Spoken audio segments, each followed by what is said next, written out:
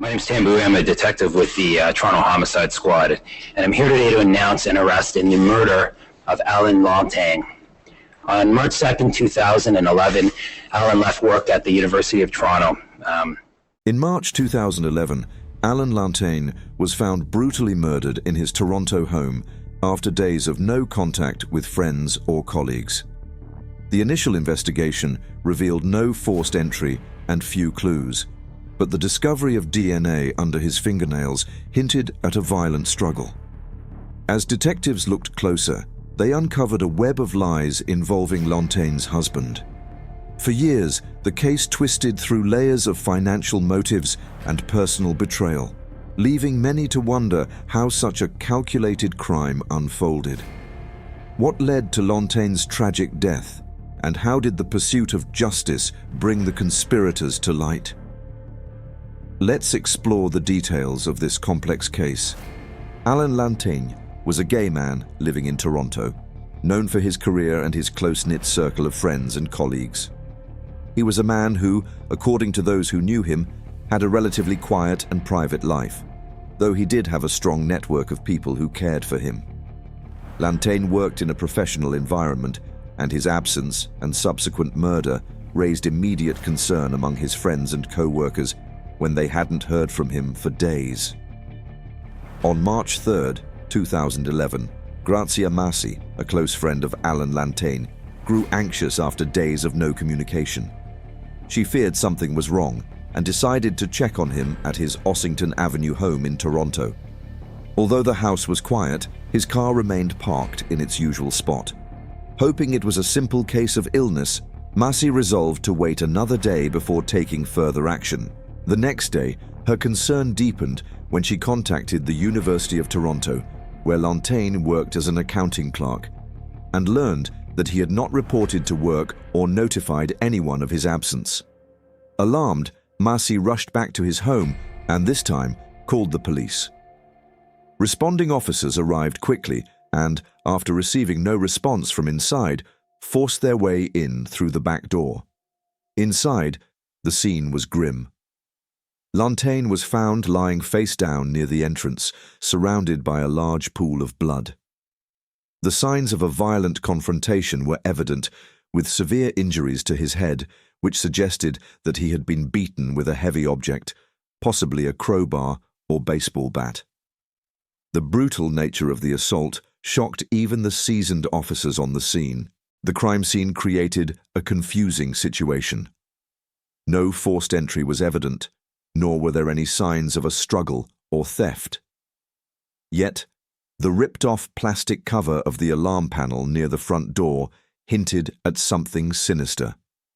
Investigators discovered that only two individuals knew the alarm code: Allan Lanteigne and his husband, Demitry Papasotiriou-Lanteigne, who was said to be studying in Europe during the murder.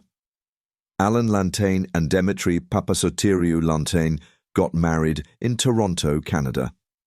Allan was a university employee working as an administrative clerk, while Demitry was a law student when they started their relationship. As the investigation unfolded, forensic experts found a crucial clue: unknown male DNA under Lanteigne's fingernails, indicating he had struggled with his attacker. This discovery suggested the presence of an assailant who had engaged in a physical confrontation. The timeline provided further intrigue. Alarm records showed the system was deactivated at 5:19 p.m., but Lanteigne didn't leave his workplace until 5 p.m., with a commute that would have placed him home around 5:45 p.m. This discrepancy led investigators to theorize that the murderer had deactivated the alarm and waited for Lanteigne's return. Each new detail deepened the mystery and connected pieces that pointed towards a calculated attack. The absence of forced entry and the familiarity with the alarm system implied an inside connection. Combined with the forensic evidence, these findings drove the investigators closer to unraveling a plot that was both intimate and deadly, slowly peeling back the layers of a carefully planned crime. As noted before, I'm downstairs on the very lot to Allan. and also been elected spokesman for the family. It's been a day of mixed emotions. On one hand, we're at this stage in the process. Friends and loved ones revealed that the marriage between Lanteigne and Papasotiriou was plagued by serious issues, with many describing the relationship as one marked by control and isolation. Papasotiriou, often seen as domineering, frequently clashed with Lanteigne's friends and actively discouraged them from visiting their home. This controlling nature created a growing sense of isolation for Lanteigne, as their social circle was increasingly cut off. The strain on their relationship deepened as Papasotiriou's behavior further eroded the couple's connection. The challenges in their marriage were exacerbated by physical distance. Papasotiriou had moved abroad to pursue further education, leaving Lanteigne behind in Canada. Despite the separation, Lanteigne remained financially supportive of his husband, a responsibility that soon became overwhelming. As the months wore on, the financial strain grew heavier, with Lanteigne bearing the full burden of supporting Papasotiriou's lifestyle abroad. This situation took an emotional toll on Lanteigne, who found themselves stretched thin both financially and mentally. The combination of emotional isolation and the mounting financial pressures seemed to amplify the fractures in their marriage. In the weeks leading up to his death, Lanteigne had confided in his close friend, Grazia Massi, about the overwhelming pressure he had been feeling. He revealed that he had reached a breaking point, a result of growing problems in his personal life. He had decided to cut off the financial support he had been providing to Papasotiriou, recognizing that it was a necessary step for his own well-being.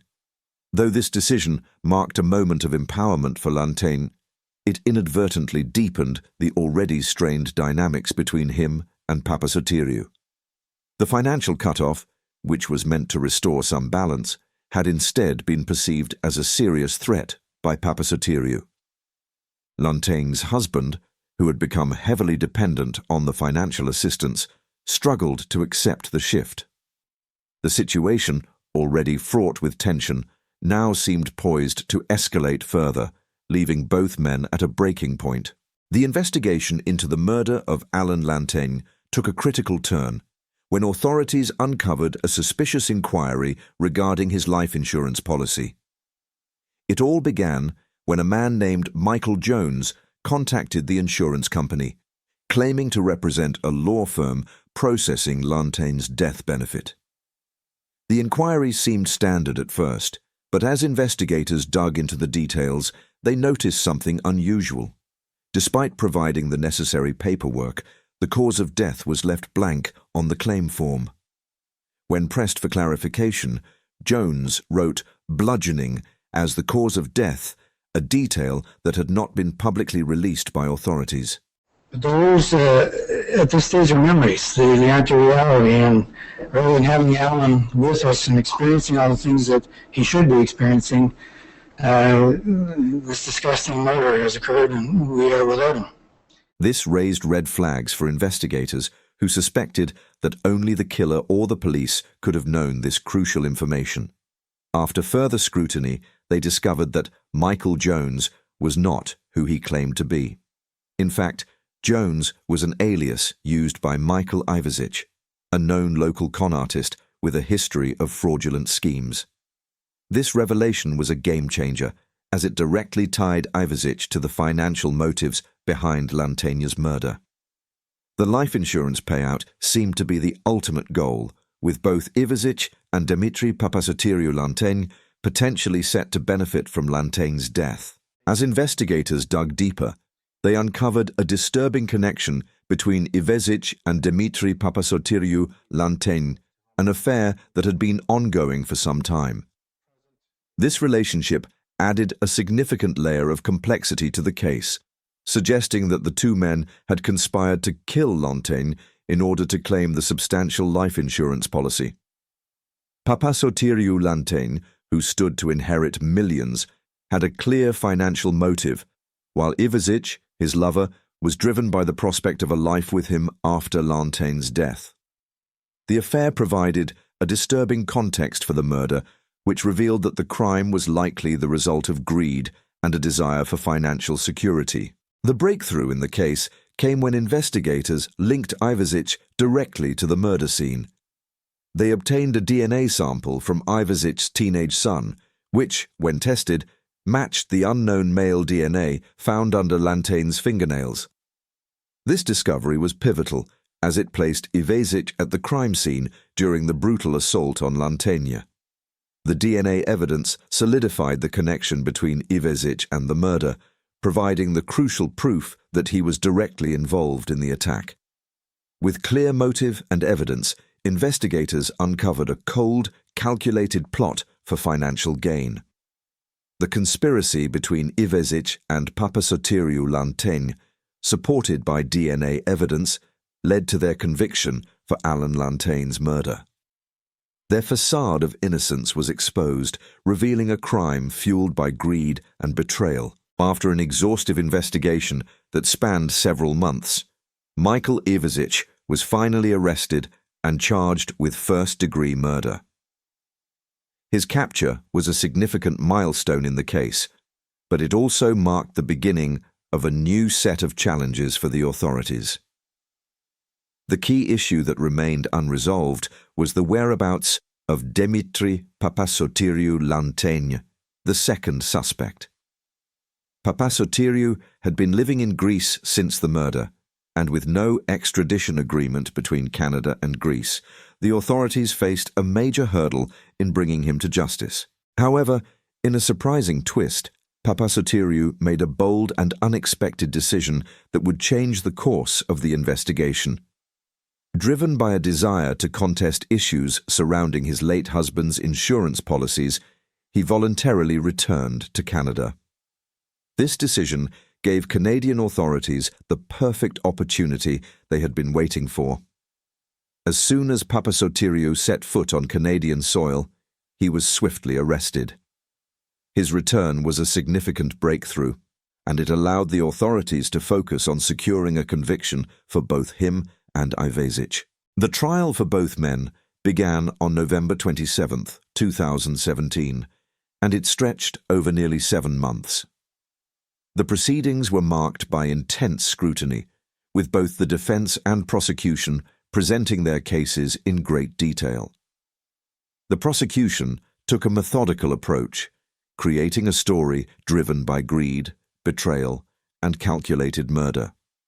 A crucial part of their case was the financial motive behind the crime. Both Ivezic and Papasotiriou stood to gain substantially from Lanteigne's death, particularly due to the sizable life insurance payout. So they were just estranged during at the period when he was murdered? I think the exact nature of their relationship, again, is evidence that we'll be presenting before the courts. But they were residing together at his Ossington home? Did they live together? That is considered the matrimonial home, yes. One of the most damning pieces of evidence presented at trial was the DNA found beneath Lanteigne's fingernails, which directly implicated Ivezic as the murderer. The forensic evidence painted a vivid picture of a violent struggle, and Ivezic's involvement in the murder was made all too clear. Although the evidence against Papasotiriou was primarily circumstantial, it was no less damaging. It showed a man who stood to benefit from his husband's death and hinted that he might have helped plan the crime. The trial was long and complex, but after careful deliberation, the jury found both Ivezic and Papasotiriou guilty of first-degree murder on June 3, 2018. The verdict was a hard-fought victory for the prosecution, who had worked tirelessly to connect the dots and bring the two men to justice. Their sentencing was unequivocal, that life imprisonment with no possibility of parole for 25 years. This guilty verdict brought to a close a grim chapter in a case marked by betrayal, financial motives, and a brutal act of violence. The investigation and trial had revealed the dark underbelly of a seemingly ordinary marriage and the lengths to which some would go to secure wealth. With the convictions of both men, justice was finally served, but the case left behind a reminder of how greed and deceit can lead to devastating consequences.